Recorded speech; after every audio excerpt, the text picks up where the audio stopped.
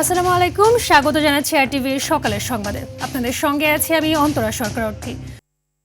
চুক্তির চেয়ে কখনো কখনো গুরুত্বপূর্ণ হয়ে ওঠে বার্তা। যুক্তরাষ্ট্রের প্রেসিডেন্ট ডোনাল্ড ট্রাম্পের বিশেষ দূত সার্জিও গোরের ঢাকা সফরও তেমন এক কূটনৈতিক অধ্যায়। দৃশ্যমান অর্জন সীমিত, কিন্তু নেপথ্যের বার্তা গভীর। তাহলে এমন হাই প্রোফাইল ব্যক্তির সফর ঘিরে প্রশ্ন কি পেল বাংলাদেশ? শাকিলা করিমের প্রতিবেদন। নানা জল্পনা আর প্রত্যাশা থাকলেও সাদামাটাভাবেই বাংলাদেশ সফর শেষ করেছেন যুক্তরাষ্ট্রের প্রেসিডেন্ট ডোনাল্ড ট্রাম্পের বিশেষ দূত সার্জিও গোর। চুক্তির কাগজে কালি খরচ হয়নি, ঘোষণার জন্য মঞ্চও বসেনি। কূটনৈতিক অঙ্গনে এই সফরকে দেখা হচ্ছে নতুন এক আস্থার সেতুবন্ধন হিসেবে। গোরের সফরকালীন বৈঠকে উঠে আসে দ্বিপাক্ষিক সম্পর্ক, বাণিজ্য, বিনিয়োগ, আঞ্চলিক নিরাপত্তা এবং ইন্দো প্যাসিফিকের পরিবর্তিত ভূরাজনীতি। তাদের দিক থেকে হয়তো তারা বিভিন্ন ইন্ডিকেশন দিতে যাচ্ছে যে তারা তাদের স্বার্থটা যেন থাকে, সেটাও যেন একেবারে যেন সব চলে না যায়, সেটার ব্যাপারেও তারা মোটামুটি আমার মনে হয় বার্তা দিতে চাচ্ছে। এর বেশি আমার মনে হয় না, কারণ এত না যে একটা অ্যাগ্রিমেন্ট করেছে বা কিছু একটা কোনো খালি কথা বলেছে। হ্যাঁ, তো সেটা নিয়ে আমাদের মনে হয় না অত চিন্তা করা দরকার। দেখা দরকার যে বাংলাদেশ সরকার কিভাবে এগিয়ে যাবে তার পররাষ্ট্রনীতিতে। ভিসা সহজীকরণের প্রত্যাশা অপূর্ণই রয়ে গেছে। তবে যুক্তরাষ্ট্রের ভ্রমণ সতর্কতা শিথিল হওয়াকে কূটনৈতিক অঙ্গনে দেখা হচ্ছে আস্থার প্রতীক হিসেবে। এটি শুধু নিরাপত্তা পরিস্থিতির মূল্যায়ন নয়, আন্তর্জাতিক পরিমণ্ডলে বাংলাদেশের ভাবমূর্তির জন্য ইতিবাচক সংকেত। তাহলে এতদিন খারাপ ছিল, তাহলে আপনাদের সরকারি আপনাদের মতামত সরকারি তো ছিল, আমি যে অন্তর্বর্তীকালীন সরকার যদি বলি, তাহলে এখন আপনারা স্বীকার করছেন যে আরে তাহলে অবস্থা ভালো না। আমার রাজনৈতিক সদিচ্ছা থাকতে পারে, কিন্তু ব্যবসা যে করে সে তো প্রফিটটা দেখবে। সো আমেরিকার ইনভেস্টাররা যে এখানে আসবে, সে তো ওই সরকারের কথায় আসবে না। পররাষ্ট্রমন্ত্রী ডক্টর খলিলুর রহমানও বলেছেন, এই আস্থা ধরে রাখার দায়িত্ব বাংলাদেশেরই। অর্থনৈতিক স্থিতিশীলতা, সুশাসন ও প্রাতিষ্ঠানিক সক্ষমতায় নির্ধারণ করবে এই ইতিবাচক বার্তা কতটা দীর্ঘস্থায়ী হবে। এটাকে আরও কিভাবে এগিয়ে নিয়ে যাওয়া যায় সে ব্যাপারে আমরা ইতিবাচক আলোচনা করেছি। সফরের গুরুত্বপূর্ণ অংশ ছিল কক্সবাজারের রোহিঙ্গা ক্যাম্প পরিদর্শন। রোহিঙ্গা সংকট শুধু মানবিক নয়, বরং আঞ্চলিক স্থিতিশীলতার সঙ্গেও গভীরভাবে যুক্ত। এই বার্তায় আবারও সামনে এসেছে ট্রাম্পের বিশেষ দূতের সফরে। এর মাধ্যমে রোহিঙ্গা সমস্যারও সমাধান করা সম্ভব। তাই যদি হয়ে থাকে তাহলে এটাও জানার বিষয়।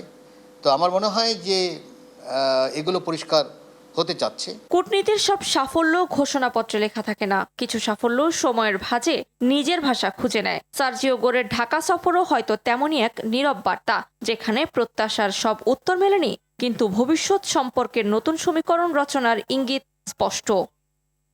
শাকিলা করিম, আরটিভি, ঢাকা। কখনো কখনো একটি শহর শুধু মানুষের পদচারণায় নয়, তাদের না বলা বেদনায়ও ভারী হয়ে ওঠে। 2024 সালের 3 আগস্ট বৃষ্টি ভেজা ঢাকার আকাশের নিচে কেন্দ্রীয় শহীদ মিনারে জড়ো হয়েছিল লাখো মানুষের বেদনা। কারো চোখে ছিল হারানোর শোক, কারো কণ্ঠে ছিল প্রতিবাদের আগুন। সেই বিকেলেই উচ্চারিত হয় একটি ঘোষণা, এক দফা। আর সেই ঘোষণায় যেন ছিল সরকার পতনের শেষ পেরেক। আরও জানাচ্ছেন শাকিলা করিম। 2024 সালের 3 আগস্ট বাংলাদেশের রাজনৈতিক ইতিহাসে এক অবিস্মরণীয় পথ বদলের দিন। বৈষম্য বিরোধী ছাত্র আন্দোলনের ব্যানার থেকে সেদিন উচ্চারিত হয়েছিল সরকারের পদত্যাগের এক দফা দাবি। বৃষ্টি ভেজা দিনে কেন্দ্রীয় শহীদ মিনারে তখন ক্ষোভের আগ্নেয়গিরি, কারো হাতে জাতীয় পতাকা, কারো হাতে সুবিচারের আকুতি জানানো প্ল্যাকার্ড। লাখো কণ্ঠে ভেসে আসছিল একটাই হুঙ্কার, দফা এক, দাবি এক, শেখ হাসিনার পদত্যাগ। উত্তাল জনসমুদ্রে যখন এক দফা ঘোষণা হয়, গণভবন থেকে আসে আলোচনার নিমন্ত্রণ। কথা বলতে চাই, আমি তাদের সাথে কথা বলতে চাই। সরকারের সংলাপের প্রস্তাব প্রত্যাখ্যান করে আন্দোলনকারীরা স্পষ্ট জানিয়ে দেন, রক্তের ওপর দাঁড়িয়ে সংলাপের সুযোগ নেই। এই ফ্যাসিবাদী শাসন ব্যবস্থা বাংলাদেশ থেকে তার পতন করতে হবে। শহীদ মিনারের ঐতিহাসিক সমাবেশ থেকেই আসে দেশব্যাপী সর্বাত্মক অসহযোগের ডাক। সকল দল, মত, ধর্ম নির্বিশেষে আমাদেরকে এই ঐক্যবদ্ধ জায়গায় আসতে হবে। সন্ধ্যা নামতেই শহীদ মিনারের মিছিল স্রোত হয়ে যায় শাহবাগে। আর টিএসসিতে রাজু ভাস্কর্যের চোখে লাল কাপড় বেঁধে অভিনব প্রতীকী প্রতিবাদ জানান আন্দোলনকারীরা। হাজারো ক্ষুব্ধ জনতার পদভারে অবরুদ্ধ হয়ে পড়ে পুরো শাহবাগ মোড়। 3 তারিখ ভিডিও বার্তার পরিবর্তে শহীদ মিনারে সমাবেশ করে এক দফাটা ঘোষণা করি এবং অসহযোগ আন্দোলনের ঘোষণা করি একই দিনে। আমাদের প্রত্যাশা ছিল না যে এত দ্রুত পতনটা হবে। রাজধানীর বিপ্লবের ঢেউ মুহূর্তেই ছড়িয়ে পড়ে পুরো টেকনাফ থেকে তেঁতুলিয়ায়। মহাসড়ক অবরুদ্ধ করে দুর্বার প্রতিরোধ গড়ে তোলেন শিক্ষার্থীরা। গাজীপুরে পুলিশের গুলিতে প্রাণ হারান এক বিক্ষোভকারী, বগুড়ায় গুলিবিদ্ধ হন অসংখ্য শিক্ষার্থী, আর চট্টগ্রামে ক্ষোভের দাবানলে ঘটে অগ্নিসংযোগের ঘটনা। শেখ যখন কালো বেশ ধারণের ঘোষণা দিয়েছিল, আমরা তার প্রতিবাদে বিপ্লবের লাল রং, রক্তের লাল রং ধারণ করার ঘোষণা দিয়েছিলাম এবং এইটা সবচাইতে বড় ইম্প্যাক্ট পড়ছিল যে মানুষের হৃদয়ে একেবারে সর্বশ্রেণী এতে যুক্ত হয়ে গিয়েছিল। একই দিন মাঠে নামেন গণমাধ্যম কর্মীরাও। সহকর্মীদের হত্যার বিচারের দাবিতে রাজধানী জুড়ে চলে সাংবাদিকদের বিক্ষোভ। বাংলাদেশের উত্তাল পরিস্থিতি ও মানবাধিকার লঙ্ঘনে তীব্র উদ্বেগ প্রকাশ করে মার্কিন যুক্তরাষ্ট্রের 22 জন সিনেটর ও কংগ্রেস সদস্য। জাগরণ তো তখন হয়েই গেছে, কিন্তু একটা খুবই সচেতনতার মুহূর্ত। সে সময় কিন্তু সারা দেশ, এটা কিন্তু শুধু আর ঢাকা শহরে আটকে নেই। এবং একই সাথে আমরা দেখব যে এই সময় ওই কারফিউয়ের মধ্যেই কিন্তু এসে দেয়ালে লিখে যাচ্ছে। 3 আগস্টের রাজপথে উচ্চারিত হয়েছিল একটি স্বাধীন স্বৈরাচার মুক্ত দেশের স্বপ্ন। তবে সে অর্জনের পেছনে জমা আছে কারো সন্তানের তাজা প্রাণ, কারো ভাইয়ের চিরতরে হারিয়ে যাওয়া, আর হাজারো পরিবারের চিরস্থায়ী শূন্যতা। তাই 3 আগস্ট কেবল কোনো রাজনৈতিক ইশতেহারের দিন নয়, একটি রক্ত, অশ্রু আর ত্যাগের মহিমায় লেখা এক অবিনশ্বর ইতিহাস। শাকিলা করিম, RTV, ঢাকা। তরলীকৃত প্রাকৃতিক গ্যাস LNG সরবরাহ কমে যাওয়ায় প্রায় 2 সপ্তাহ ধরে রাজধানীসহ সারা দেশে তীব্র গ্যাস সংকট চলছে। এতে সবচেয়ে বেশি ভোগান্তিতে পড়েছেন CNG চালিত যানবাহনের চালক, শিল্প উদ্যোক্তা এবং নগরবাসী। গ্যাসের পর্যাপ্ত চাপ না থাকায় অনেক CNG স্টেশন সাময়িকভাবে বন্ধ রয়েছে। কোথাও সীমিত পরিসরে গ্যাস সরবরাহ চালু থাকলেও দীর্ঘ লাইনে ঘন্টার পর ঘন্টা অপেক্ষা করতে হচ্ছে চালকদের অভিযোগ, গ্যাস সংকটের কারণে নিয়মিত ট্রিপ নিতে পারছেন না। এতে আয় রোজগার কমে গেছে তাদের।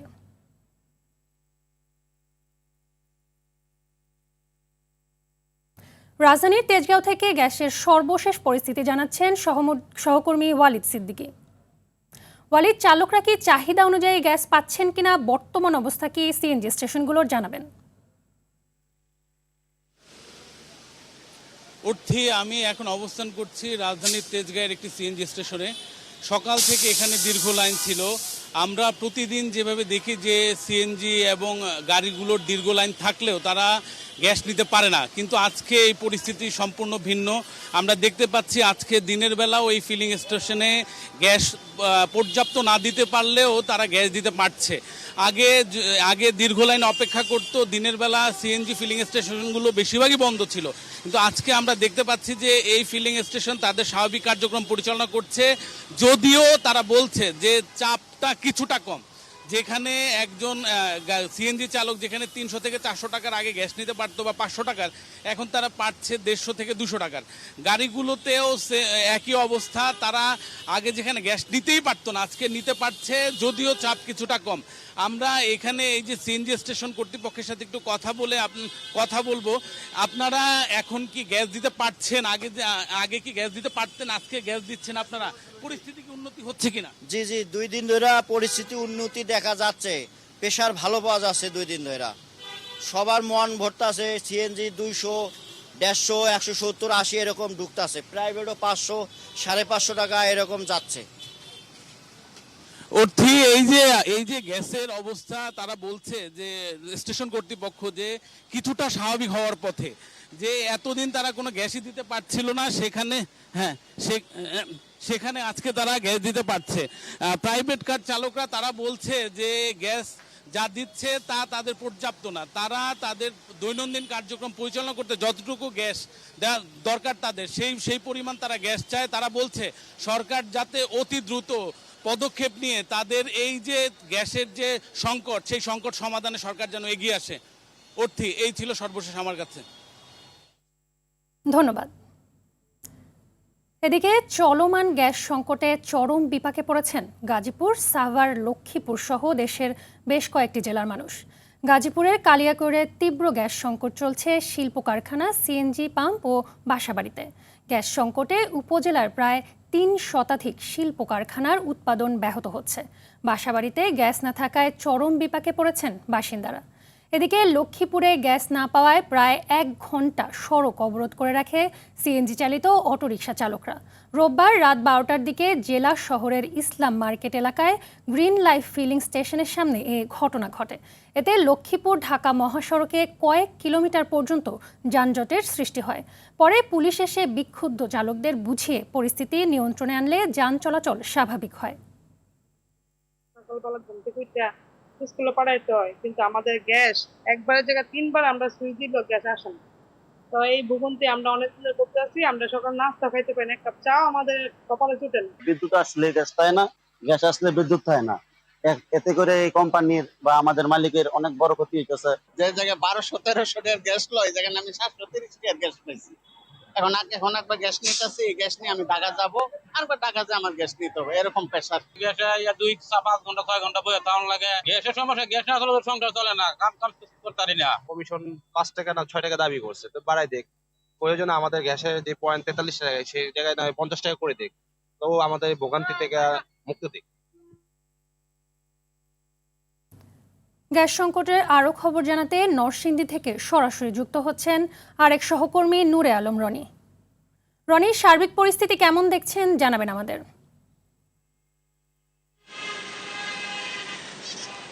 জি, আপনাকে জানিয়ে রাখছি যে আজ থেকে প্রায় 15 দিন ধরেই নরসিংদীতে এই তীব্র গ্যাস সংকট দেখা দিয়েছে। এই গ্যাস সংকটের কারণে কিন্তু নরসিংদীর জনজীবন একটি দুর্বিষহ দিন পার করতে হচ্ছে। আমি এই মুহূর্তে রয়েছি পাঁচদোনা টঙ্গী মহাসড়কের 40 কিলোমিটার সড়কের একমাত্র একটি সিএনজি পাম্পটিতে। এখানে আপনাদেরকে যদি বলে রাখি যে এখানে প্রতিদিন শত শত যানবাহন কিন্তু এই সিএনজি পাম্পটিতে কিন্তু গ্যাস নিতে আসে। তো এখানকার যে চাহিদা আমরা জেনেছি যে প্রতিদিন এখানে 15 PSI গ্যাসের প্রয়োজন। তো বর্তমানে তারা 2 PSI গ্যাস পাচ্ছে। এই সংকট কিন্তু আজকে থেকে 15 দিন ধরে চলছে এবং গ্যাস প্রয়োজনীয় গ্যাস দিতে না পেরে কিন্তু প্রচুর চাপ, যানবাহনের চাপ কিন্তু এখানে তারা পোহাতে হচ্ছে। তো এর পাশাপাশি কিন্তু নরসিংদীর অন্যান্য যে ফিলিং স্টেশনগুলো রয়েছে সেগুলোও কিন্তু গ্যাসের সংকট রয়েছে এবং অনেক স্টেশন কিন্তু গ্যাস দিতে না পেরে তারা কিন্তু বন্ধ রেখেছে। আরেকটি বিষয় আপনারা যেমনটা জানেন যে এই গ্যাসের কারণে কিন্তু নরসিংদীর অনেক শিল্প কারখানা কিন্তু বন্ধ হয়ে রয়েছে। বিশেষ করে গ্যাস চালিত যে সকল শিল্প কারখানাগুলো রয়েছে সেগুলো প্রায় 3 শতাধিক কারখানা কিন্তু এখন বন্ধ রয়েছে। এছাড়া বাসাবাড়িতেও গ্যাস সংকট দেখা দিয়েছে। বাসাবাড়িতে দিনের অধিকাংশ সময় গ্যাস না পেয়ে কিন্তু তারা রান্নাবান্নার যে সমস্যা সেটি তারা পোহাতে হচ্ছে এবং বিশেষ করে মাটির চুলায় অনেকে রান্না করতে হচ্ছে। তো দিন শেষে বলা যায় যে এই যে চলমান যে গ্যাস সংকট সেটি কিন্তু দিন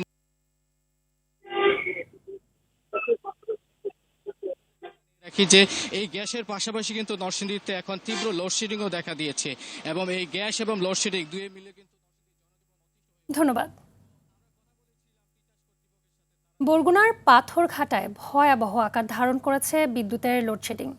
দিনরাত ঘন ঘন বিদ্যুৎ যাওয়ার ফলে স্থবির হয়ে পড়েছে জনজীবন। চরম বিপাকে পড়েছেন এইচএসসি পরীক্ষার্থী সহ সাধারণ শিক্ষার্থীরা। অন্যদিকে বরফ সংকটের কারণে সাগরে যেতে পারছেন না জেলেরা, যার ফলে বড় ধরনের ক্ষতির মুখে পড়েছে স্থানীয় অর্থনীতি। বরগুনার পাথরঘাটা থেকে তাওহিদুল ইসলাম শুভর তথ্যচিত্রে জানাচ্ছেন লিওন আজাদ। ভ্যাপসা গরমের মাঝে ঘন ঘন লোডশেডিংয়ের কারণে স্কুল ও এইচএসসি পরীক্ষার্থীদের লেখাপড়ায় চরম ব্যাঘাত ঘটছে। দিন কিংবা রাত কোনো সময় মিলছে না নিরবচ্ছিন্ন বিদ্যুৎ। মোমবাতি জ্বালিয়ে পড়ার চেষ্টা করলেও তীব্র গরমে অতিষ্ঠ শিক্ষার্থীরা পড়ালেখায় মনোযোগ ধরে রাখতে পারছেন না। সন্তানদের ভবিষ্যৎ নিয়ে চরম উদ্বেগ প্রকাশ করেছেন অভিভাবকরা। পাথরঘাটার প্রায় 70% মানুষ মৎস্য পেশার সাথে সম্পৃক্ত, কিন্তু ঘন্টার পর ঘন্টা বিদ্যুৎ না থাকায় বরফকলগুলোতে উৎপাদন মারাত্মকভাবে ব্যাহত হচ্ছে। ফলে চাহিদা মতো বরফ না পেয়ে জেলেরা মাছ শিকারের জন্য গভীর সাগরে রওনা হতে পারছেন না। ট্রলার নিয়ে ঘাটে বসেই দিন পার করতে হচ্ছে তাদের। এতে কোটি কোটি টাকার লোকসানের শঙ্কায় দিন কাটাচ্ছেন ট্রলার মালিক ও জেলেরা। ক্লাসে বাচ্চারা ক্লাস করতে পারে না, তারা ঘেমে অস্থির হয়ে যায়, বাসায় তারা পড়াশোনা করতে পারে না, পড়া টেবিলে যাইতে পারে না, বাসায় বিদ্যুৎ থাকে না। দ্বিতীয় বৃহত্তম মৎস্য পাথরঘাটায়, এই পাথরঘাটায় যদি বিদ্যুতের এই অবস্থা হয় তাহলে আসলে রাজস্ব কি আদায় হবে, কি মাছ বিক্রি হবে, আর কি এখান থেকে চালানো হবে? প্রতিদিনের মধ্যে 24 ঘন্টায় মনে হয় আমরা সাধারণত 7-8 ঘন্টা বিদ্যুৎ পাই। সাধারণত আমরা জেনারেটর নির্ভরই আমাদের প্রতিষ্ঠান চালাতে হয়, ডায়াগনস্টিক বা ক্লিনিক এগুলো। তবে বিদ্যুৎ বিভাগের দাবি, আন্তর্জাতিক সংকটের প্রভাব পড়ছে স্থানীয় বিদ্যুৎ উৎপাদনে। বরফের অভাব, বিদ্যুতের কারণে বিদ্যুৎ পাথরঘাটায় যে বিদ্যুৎ এটা অপর্যাপ্ত, মানে এটা 8 ঘন্টা থাকে, 3 ঘন্টা থাকে না। পাথরঘাটায় যে সাব স্টেশন আছে, এই সাব স্টেশন আপগ্রেডেশনের কাজ আমরা ডিসেম্বরের মধ্যে শেষ হবে। এটা হয়ে গেলে আমাদের ভোল্টেজের যে সমস্যা, এই সমস্যাটা সমাধান হবে। আরো কিছু আমরা উন্নয়নমূলক কাজ ইতিমধ্যে হচ্ছে, এটার সুফল আপনারা পাবেন। তীব্র এই লোডশেডিং ও বরফ সংকট থেকে দ্রুত মুক্তি চান পাথরঘাটাবাসী। সংশ্লিষ্ট কর্তৃপক্ষ দ্রুত কার্যকর পদক্ষেপ নেবে, এমনটাই প্রত্যাশা সকলের। লিওন আজাদ, RTV। এবার অন্য প্রসঙ্গ। রাজধানীর স্পা সেন্টারগুলো পরিণত হয়েছে নারী সঙ্গ ও মাদক সেবনের নিরাপদ আশ্রয়স্থল। ঢাকার অভিজাত এলাকাগুলোতে স্পা সেন্টারের আড়ালে চলছে মাদক ও দেহ ব্যবসার রমরমা বাণিজ্যে। একই ছাদের নিচে নারী সঙ্গের পাশাপাশি হাত বাড়ালেই পাওয়া যায় মদ, ইয়াবা, হেরোইন সহ সব ধরনের মাদক। পুলিশের নিষ্ক্রিয়তার সুযোগে গত কয়েক বছরে এই অবৈধ ব্যবসা বেড়েছে প্রায় কয়েক গুণ। সেলুন, বিউটি পার্লার ও ফিজিওথেরাপির নামে চালানো হয় এসব স্পা সেন্টার। হাসান মাহমুদের ধারাবাহিক প্রতিবেদনের আজ দেখুন প্রথম পর্ব। শহরের অভিজাত এলাকায় কৌশল পাল্টে নানা উপায়ে চলছে যৌন ব্যবসা। অনৈতিক স্পা সেন্টার ও বিউটি পার্লারে এসব ব্যবসা এখন জমজমাট। বিত্তবান পরিবারের সন্তান সহ অনেকেই হচ্ছেন এসব সেন্টারের খদ্দের। সিটি কর্পোরেশন থেকে ক্ষুদ্র ব্যবসার লাইসেন্স নিয়ে স্পা সেন্টারের আড়ালে চলছে রমরমা মাদক ও দেহ বাণিজ্য। ভেতরে বিভিন্ন রঙের ঝলমলে আলোকসজ্জা, ছোট ছোট একাধিক রুম। বাইরে থেকে বোঝার উপায় নেই কি হচ্ছে এখানে। বনানীর 27 নম্বর রোডের কবরস্থানের সামনে 37 নম্বর ভবনের স্পা সেন্টারে প্রবেশের চেষ্টা করলে সিকিউরিটি ও সেন্টারের কর্মচারীদের বাধার মুখে পড়তে হয়। অর্থের বিনিময়ে সাংবাদিকদের ম্যানেজের চেষ্টাও করে দালাল চক্র। বছরের পর বছর চলছে এসব মিনি পতিতালয়। নেই আইন শৃঙ্খলা রক্ষাকারী বাহিনীর অভিযান। বিনা বাধায় বিভিন্ন অ্যাপ ও অনলাইনে নজরকাড়া বিজ্ঞাপন দিয়ে খদ্দের টানছে এসব সেন্টার। কথা হয় স্পা সেন্টার পরিচালনাকারী এক ব্যক্তির সঙ্গে। বলেন চাঁদার টাকা দিতে ব্যর্থ হয় সবকিছু ফেলে ব্যবসা গুটিয়ে নিয়েছেন তিনি। নৃশংস ইয়াবা নিয়ে আসে, গাঁজা নিয়ে আসে, হেরোইন নিয়ে আসে, গুলশানের টাকা সব তোলে। সালমান ফার্সি কারখানা দিলে অস্ত্র নিয়ে আসে, বলতে পিস্তল ঠেকাই বলে দেখি গুলি করে দিবে। এক একটা স্পা থেকে 8 লাখ টাকা করে পাই। পুলিশ বলছে মাদকের বিরুদ্ধে জিরো টলারেন্স নীতিতে কাজ করছেন তারা। কিছু ভবন মালিক অতিরিক্ত ভাড়ার লোভে স্পা সেন্টারগুলোকে ফ্ল্যাট ভাড়া দিয়ে থাকেন। পুলিশি অভিযানের সময় কোনো কিছু না জানার ভান ধরেন ভবন মালিকরা। ইদানিং একটা ট্রেন্ড দেখা যাচ্ছে যে এই স্পা সেন্টারগুলো তারা চলে যাচ্ছে ফ্ল্যাট বাড়িতে, মানুষের জনসমাগমের মধ্যে। তো ওখান থেকে শনাক্ত করে তাদেরকে বের করাটা একটু চ্যালেঞ্জের, কিন্তু তারপরে পুলিশ সংবাদ পেলে এসব জায়গায় অভিযান চালাচ্ছে এবং তাদের বিরুদ্ধে ব্যবস্থা নিচ্ছে। বলেন দেহ ও মাদক ব্যবসা নিয়ন্ত্রণে স্পা সেন্টারগুলোতে নিয়মিত অভিযান পরিচালনা করা হয়। জানান পুলিশের কেউ এসব অনৈতিক কর্মকাণ্ডের সাথে জড়িত থাকলে তাদের বিরুদ্ধেও আইনগত ব্যবস্থা নেওয়া হয়। অনৈতিক কর্মকাণ্ডকে প্রশ্রয় দেওয়ার চেষ্টা করে তাহলে আমরা তাদের বিরুদ্ধে কঠোর আইনগত ব্যবস্থা নেব। হাসান মাহমুদ, RTV, ঢাকা। ঢাকার ধামরাইয়ে পপি রানী সরকার নামে এক গর্ভবতী স্ত্রীকে পিটিয়ে হত্যার অভিযোগ উঠেছে স্বামী লিটন সরকারের বিরুদ্ধে। রোববার দুপুরে লাঠি দিয়ে স্ত্রীকে পিটিয়ে আহত করে বাথরুমের সামনে ফেলে রাখে। পরে অবস্থা বেগতিক দেখে স্থানীয়দের সহযোগিতায় সন্ধ্যায় তাকে কালামপুর হলি জেনারেল হাসপাতালে নিয়ে গেলে চিকিৎসক মৃত ঘোষণা করেন। এ ঘটনায় স্বামী লিটন সরকারকে স্থানীয়রা আটক করে পুলিশে সোপর্দ করেছে। সরবরাহ কমে যাওয়ায় দেশের বিভিন্ন স্থানের মতো গ্যাসের তীব্র সংকটে পড়েছে গাজীপুরের কালিয়াকৈরে। সেখানকার শিল্প কারখানাগুলোতে উৎপাদন ব্যাহত হওয়ার পাশাপাশি বিপাকে আছেন আবাসিকের গ্রাহকরাও। কালিয়াকৈর প্রতিনিধি কামাল হোসেন বিপ্লবের রিপোর্ট, জানাচ্ছেন আবরার মাহি। কালিয়াকৈর উপজেলা চন্দ্র জোনাল অফিসের আওতায় চাহিদা 13 কোটি ঘনফুট হলেও জুলাই মাসে পাচ্ছে মাত্র 3 কোটি ঘনফুট। গ্যাস না পেয়ে চরম দুর্ভোগে পড়েছেন উপজেলার বিভিন্ন এলাকার বাড়ি মালিক ও ভাড়াটিয়ারা। বাধ্য হয়ে রান্নার কাজ সারছেন এলপিজি সিলিন্ডার অথবা মাটির চুলা ব্যবহার করে। আমাদের সরকারি গ্যাস, তাও আমরা গ্যাস পাই না। যাদের অবৈধ লাইন তারা গ্যাস ঠিকই পায়। আমরা গ্যাস কিনে খাবো নাকি খাবার কিনে খাবো, সেই টাকা দিয়ে না ছেলে মেয়ে চালাবো। রাত 10টায় আসি, 12টায় আসে গ্যাস পাই না, নাকড়ি দিয়ে পুরে রান্না করে খাই। সরকার যে নতুন নতুন জিনিস দিবি, কই সে জিনিস, সব কিছুর সংকট। এদিকে সিএনজি পাম্পেও চাপ কম থাকায় ঘন্টার পর ঘন্টা অপেক্ষা করতে হচ্ছে চালকদের। এই গ্যাস নিয়ে ঠিকমতো গাড়ি চালানো যায় না। দিনে মনে করেন যে 2-3 গ্যাস নেওয়া লাগে। 50 টাকা, 60 টাকা, 100 টাকা করে গ্যাস যায় না, নানান সমস্যা আপনার গাড়ি চালাতে পারতেছে। অন্যদিকে এই সংকট দ্রুত সমাধান না হলে যে কোনো সময় কারখানাগুলো বন্ধ হয়ে যেতে পারে বলে আশঙ্কা করছেন সংশ্লিষ্টরা। এই শিল্পের দিকে অনেক বেশি প্রাধান্যতা দেওয়া উচিত এবং সরকারকে আরো উচিত ইলেকট্রিসিটি প্লাস হচ্ছে গ্যাস সাপ্লাইটা কন্টিনিউ করা, যাতে প্রোডাকশন ব্যাহত না হয়। উৎপাদন ব্যাহত হওয়া মানে আলটিমেটলি দেশের ক্ষতি। কবে নাগাদ এই সমস্যা দূর হবে তা জানেন না তিতাসের এই কর্মকর্তাও। বারবার বলছে গ্যাস দেন, তাগিদ দিচ্ছে আমাদেরকে ব্যবস্থা করেন, কিন্তু আমরা আসলে এ ব্যাপারে অপারগ। আসলে তিতাস সিস্টেমে গ্যাস না ঢুকলে আমরা কোথা থেকে গ্যাস দিব? এটা তো আসলে সরকারের ব্যাপার, পেট্রোবাংলার ব্যাপার। তারা যদি আমাদেরকে গ্যাস দেয় তবে আমরা গ্যাস পাবো। তো সেই ক্ষেত্রে অনেক শিল্প কারখানা আমি শুনেছি বন্ধ হয়ে গেছে, তো কিছু কিছু শিল্প কারখানা এখনো চলছে। কারখানার উৎপাদন ও বাসাবাড়ির গ্যাস সচল রাখতে সরকার দ্রুত উদ্যোগী হবে, এমনটাই প্রত্যাশা এলাকাবাসী ও কারখানা মালিকদের। আবরার মাহি, RTV। বাংলাদেশের আসিয়ানের সদস্য হওয়ার সম্ভাবনা কার্যত নেই বলে জানিয়েছেন জোটটির মহাসচিব কাও কিম হর্ন। তিনি বলেন, আসিয়ানের নিয়ম অনুযায়ী শুধু দক্ষিণ পূর্ব এশিয়ার দেশই এ জোটের সদস্য হতে পারে। তাই দক্ষিণ এশিয়ায় অবস্থিত বাংলাদেশ এবং ওশেনিয়ার দেশ পাপুয়া নিউগিনির সদস্য হওয়ার সুযোগ নেই। কাও কিম হর্ন জানান, পূর্ব তিমুরকে সদস্য হিসেবে অন্তর্ভুক্ত করার পর আপাতত আর নতুন কোনো দেশকে নেওয়া হবে না। তিনি আরও বলেন, ভবিষ্যতে সদস্য পদ নিতে হলে আসিয়ানের সনদ পরিবর্তন করতে হবে, আর এজন্য সব সদস্য দেশের সর্বসম্মত অনুমোদন প্রয়োজন। ফলে বর্তমান নিয়মে বাংলাদেশের আসিয়ানের সুদ দেওয়ার সম্ভাবনা খুবই কম।